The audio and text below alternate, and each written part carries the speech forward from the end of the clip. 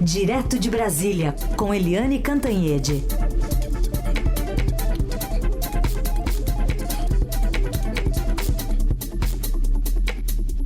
Oi, Eliane, bom dia. Bom dia, Raíssa e Carolina, ouvintes. Oi, Eliane, bem-vinda.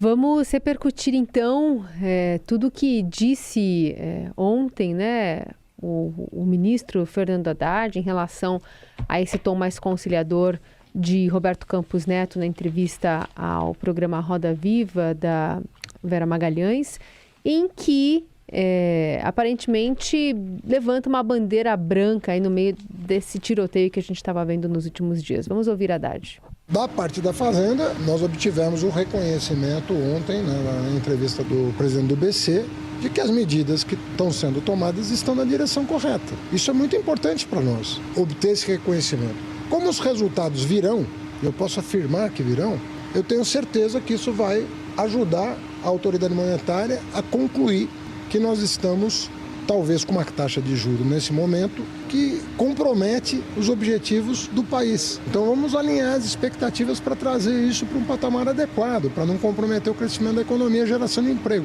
Olha, sinceramente, nós vamos trabalhar nessa direção, eu tenho certeza que nós vamos chegar num bom entendimento. Agora tá tudo bem? Bem, tudo bem, assim não, né? Mas estão discutindo a relação. Já é um bom caminho, né? Eles estão discutindo a relação. O Roberto Campos Neto assinou com a bandeira branca ali na entrevista do Roda Viva na segunda-feira e agora o Fernando Haddad também assina com a bandeira branca. A bandeira branca com bandeira branca costuma dar, pelo menos, diálogo. E é importante nessa manifestação do Fernando Haddad, que foi depois que ele se reuniu ontem com a equipe dele, analisou a fala do Campos Neto, analisou as circunstâncias, analisou aí a possibilidade de mexer na meta da inflação e depois ele conversou com o presidente Luiz Inácio Lula da Silva. Ou seja, o Haddad não estava falando só por ele, ele estava falando pelo governo Lula. Como o Roberto Campos Neto tinha dado uma sinalização clara de que não era favorável à mudança da meta, que isso poderia ter um efeito oposto ao que se queria, né? Uma sinalização ao mercado de que a inflação estaria fora do controle, que eles estavam lavando as mãos ou, enfim, deixando para lá, né? O Haddad também foi nessa linha. O acordo não é mais, como se previa, em cima de uma mudança da meta de inflação. Uma meta de inflação que é considerada irreal, né, muito baixinha, né, com uma inflação que está muito alta. Todo mundo concorda que é irreal, mas todo mundo acha que mudar pode ter um efeito ainda pior, né? Então não é mas na base da meta de inflação. Vamos ver como é que eles se acertam agora em torno de juros. Pela fala do Haddad, a sensação que se tem é de que ele disse, olha, o Campos Neto, o Banco Central, ok, ninguém vai mexer nada, mas pelo que o Roberto Campos Neto falou no Roda Viva, ele está concordando com a nossa política econômica, com nossos pontos da macroeconomia, inclusive da questão fiscal, e então agora a bola está com o BC para baixar os juros, né? E ele insiste em que os juros com 13,75 são juros que inviabilizam o crescimento do país e, portanto, isso tem todo aquele efeito em cascata, né? Nos empregos, no bem-estar, nos investimentos, em tudo. Então, é aquela história. Está aberto o diálogo, bandeira branca, mas tem muita coisa a ser discutida. Que eles estão ainda felizes, satisfeitos, ainda não dá para dizer. E vem aí a reunião do Conselho Monetário Nacional na quinta-feira, ou seja, amanhã, né, com em torno de uma mesa os três personagens chaves nessa questão. o próprio Roberto Campos Neto do BC, o próprio Fernando Haddad da Fazenda e a ministra Simone Tebet do Planejamento, que já falou várias vezes que tem discordâncias, né, com a política econômica do PT, do Haddad e do próprio Lula. Então, é aquela história, Carolina, que está uma maravilha a relação, não. Eles estão conversando, o que é um bom sinal, mas tem muita coisa ainda para conversar, né? Tá certo. Pelo menos eles fizeram isso ontem no Dia dos Namorados, né? Que não é aqui no Brasil, mas é o dia de São Valentim, quem sabe avance alguma coisa mais. Eliane... Até junho, né? Até aqui junho. O nosso Dia dos Namorados, que é 12 de junho. Tá chegando, mais 4 meses.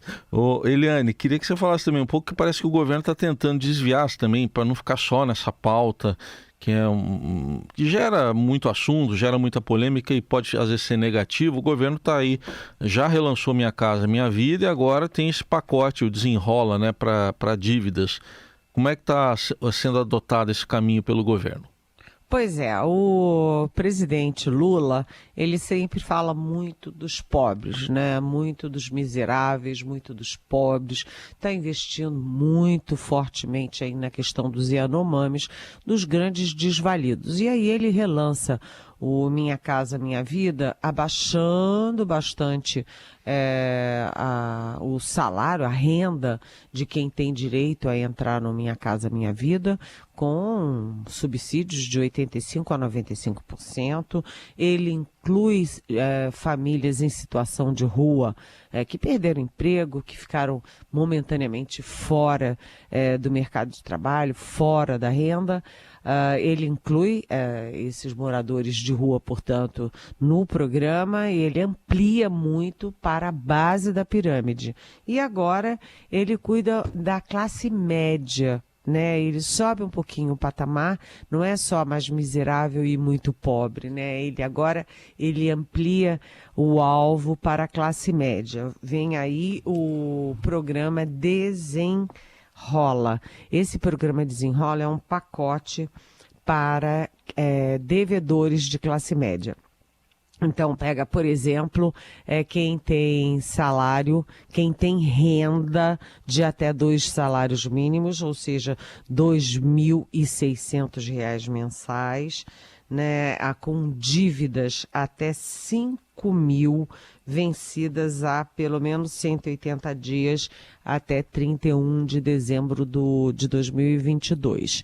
E aí essa engenharia funciona assim, né? Os bancos assumem essa dívida, os bancos quitam as dívidas e os devedores vão acertando com os bancos, Só que se os devedores não derem conta de pagar, pararem de pagar, quem assume a dívida é o Tesouro Nacional. Ou seja, o governo está entrando como avalista da renegociação da dívida. O que a gente está falando de dívida aqui não é dívida com banco. Não é o seu João da Silva que tem uma dívida com banco X ou Y, mas sim aquelas dívidas da classe média com essas grandes redes varejistas, né, Magazine Luiza, né, a própria Americanas, ou enfim, C&A, etc. Essas grandes lojas de varejo, né? Então, aí essas dívidas que vão se acumulando, a pessoa perde as condições de pagar e para todo mundo é muito melhor que essas dívidas sejam quitadas. É melhor, evidentemente, para o credor, a loja que está levando o cano. Segundo, é melhor para a família, porque limpa o nome, recupera as condições de pedir empréstimo, recupera o nome limpo, etc. E é melhor para a economia brasileira, porque nos 2 primeiros mandatos do Lula, a gente lembra que o Lula investiu muito, muito no consumo, né? Era dinheiro, consumo, e isso ia rodando a economia. né, aquecia a economia e, portanto, aquecia empregos, etc, etc.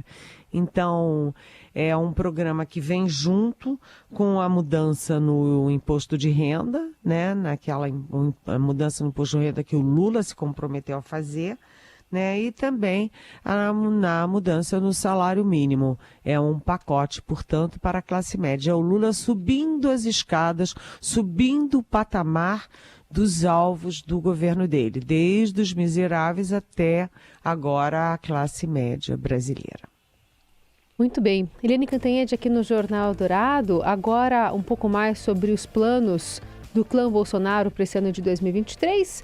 O presidente deu uma entrevista, né, Eliane, recente aqui, falando para um jornal estrangeiro sobre os seus planos de voltar ao Brasil até março, né? Já foi janeiro, já foi fevereiro, agora março. E também tem essa movimentação política dentro do PL da própria Michele Bolsonaro, essa sim já está ao Brasil. Pois é, veja bem a diferença, né?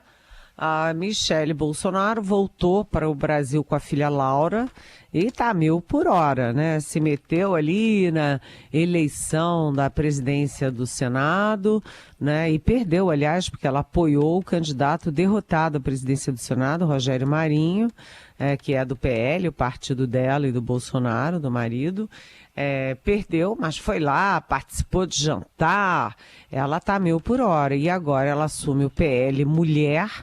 Ela vai ter uma renda de R$33 mil por mês e com as duas coisas somadas, o salário de 33 mil, o apoio do partido, né, a condição de presidente do PL Mulher, ela vai poder viajar pelo país inteiro, ou seja, Valdemar Costa Neto, presidente do partido, está investindo em Michele Bolsonaro para assumir aí a liderança do partido, a liderança da extrema-direita.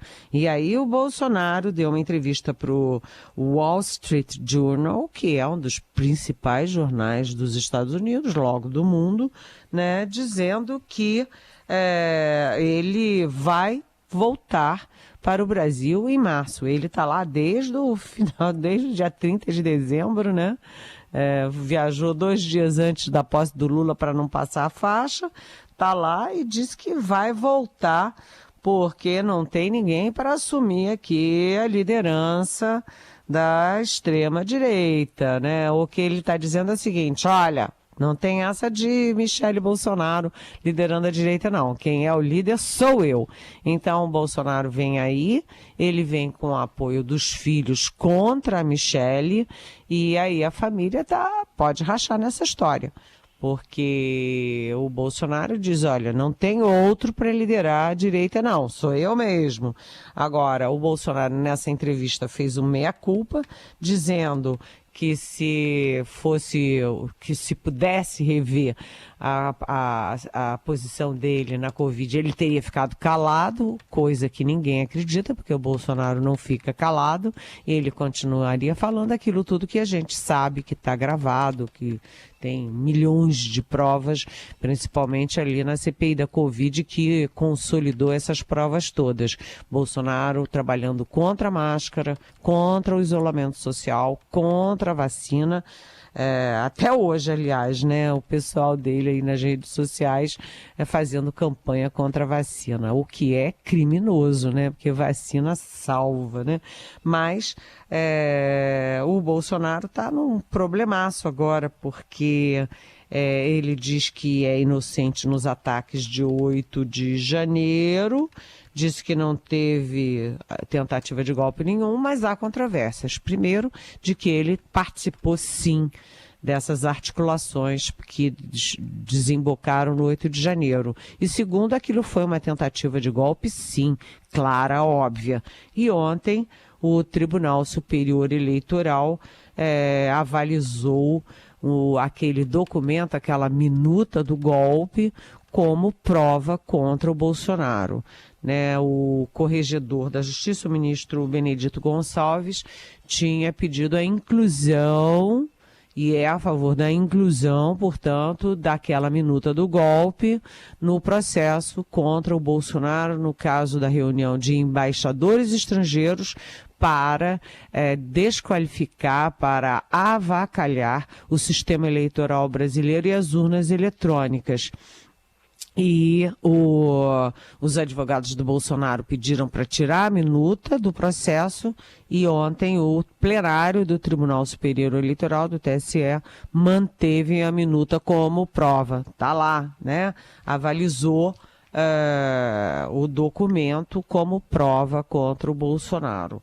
Isso vai tornando cada vez mais real a chance de Bolsonaro se tornar inelegível por ataque à democracia, ataque à urna eletrônica, ataque ao sistema eleitoral. E a minuta é uma minuta que estava na casa do ministro da Justiça dele, que aliás está preso, né, prevendo que se ele perdesse as eleições, eles simplesmente interviriam no TSE, destituiriam os ministros, criariam uma comissão com 50% dela de militares, enfim, é uma coisa assim sem sentido. Agora, um detalhe da entrevista para o Wall Street Journal é que o Bolsonaro diz que ele está ciente de que ele pode ser preso sim. Ou que seja, a coisa está ficando feia para o lado dele, né? Bom, Eliane, e como é que estão os bolsonaristas que são juízes e militares? Qual o nível de preocupação deles hoje? Eles estão preocupados, né?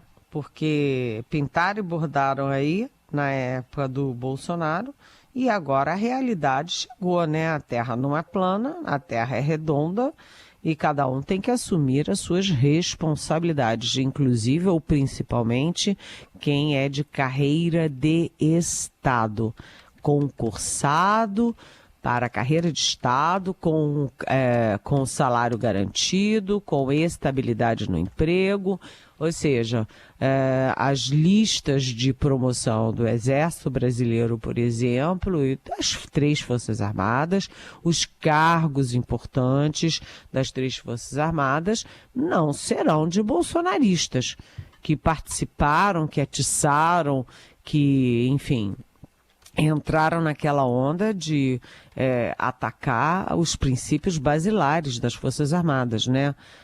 Ordem, disciplina e hierarquia. Então, a coisa lá está séria.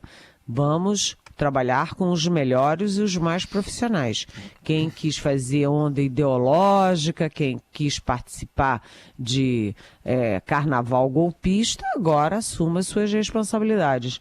E agora também tem aí em torno de 20 juízes que estão também no alvo do Conselho Nacional de Justiça, do CNJ. Por quê?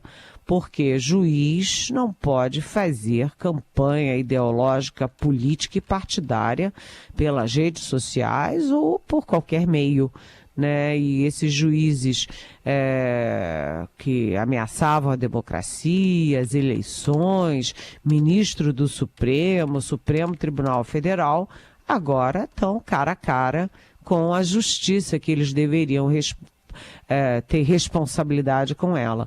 Então já tem uma juíza, por exemplo, que está sendo afastada do cargo exatamente por atacar ministros do Supremo Tribunal Federal. Imagina uma juíza atacando o ministro do Supremo Tribunal Federal, né? O Bolsonaro botou o país de pernas para o ar e agora as instituições estão botando as coisas nos eixos, né?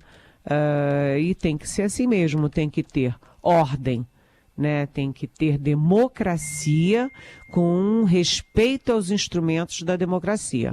E não usar a democracia para atacar a própria democracia. Liane, tem até uma pergunta do Daniel de Osasco para você sobre esse assunto. Ele quer saber, pela sua experiência, quais as chances de parlamentares apoiadores do golpe sofrerem cassação ou outra punição, tipo passar um pano e deixar para lá. Ele escreve que aqui no Brasil já banalizamos o impeachment, agora vamos banalizar o golpe também? Oi, Daniel. Bom dia, excelente pergunta, né? A gente sabe que houve sim uma mobilização, ali um pente fino para descobrir quem são os parlamentares que estavam fazendo exatamente isso que eu estava falando, né? Usando os instrumentos da democracia contra a democracia.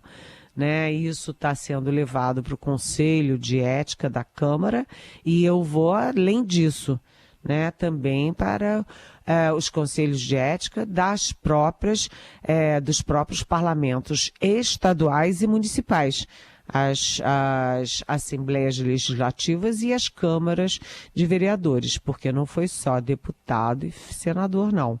Né? É claro que opinar a favor de um candidato ou de outro faz parte da política. Eles podem defender o candidato que bem entenderem, eles podem defender ideias, mas eles conclamar e atiçar pessoas para atacar as instituições, os poderes da República e os representantes desses poderes da República, como ministros do Supremo, aí a coisa é outra.